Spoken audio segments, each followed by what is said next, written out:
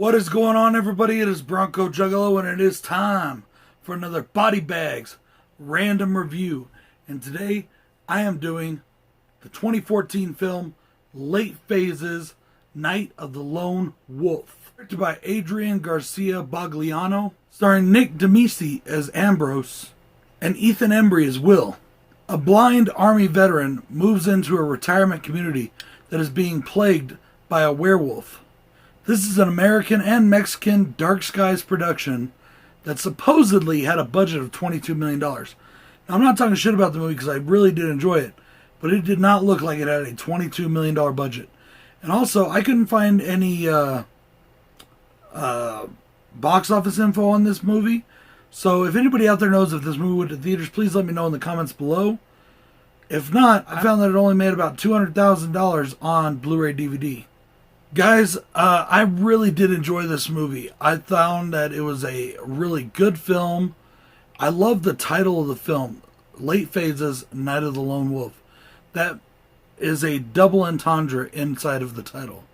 Because, yes, it could be referring to our werewolf, but it could also be referring to our main protagonist of the film. He is definitely a lone wolf in his own right. He may be blind, but he wants to do things for himself.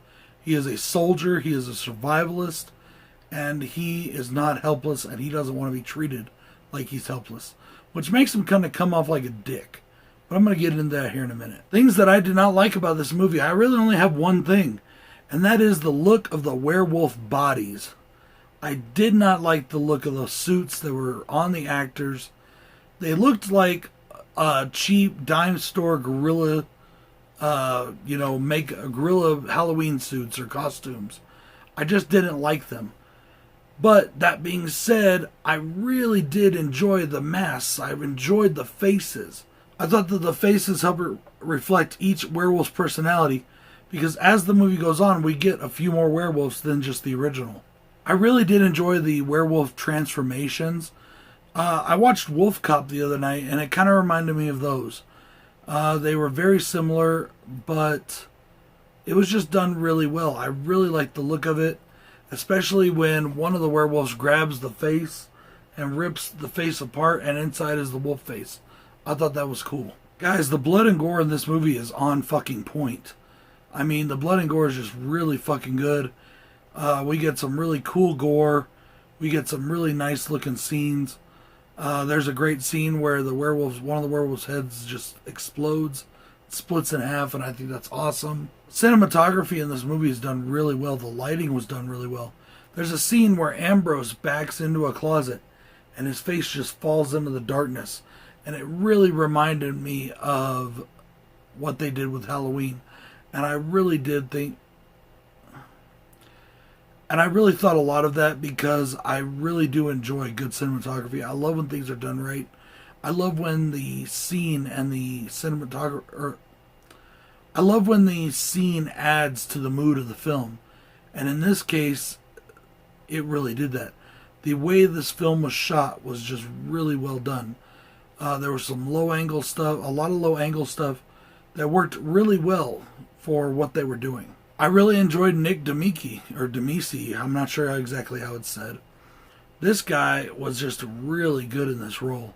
He really reminded me of Sam Elliott and The Man Who Killed Hitler and Then the Bigfoot. Now, he didn't have the same personality, but he just really reminded me of him. They're both kind of, on their own, wanting to do their thing, retired veterans, not wanting people to feel sorry for them or give them help. But at the same time, they had two very different personalities. The acting is just phenomenal from each of those men playing this kind of lonely character. And I just think that Nick Demisi did a very, very good job. And I really felt all of the things he was feeling. I could tell why he didn't want help. I understood why it made him into kind of a dick. You may say there's no excuse for it, but you understand it. The last thing is something that I did not think I would ever find in a werewolf movie. Just like I did not think that I would ever find the same kind of story in a Bigfoot movie. There is this great, just very personal journey that this man has taken. when we start out, he is ready already to die. He is like getting himself ready. He knows what he wants.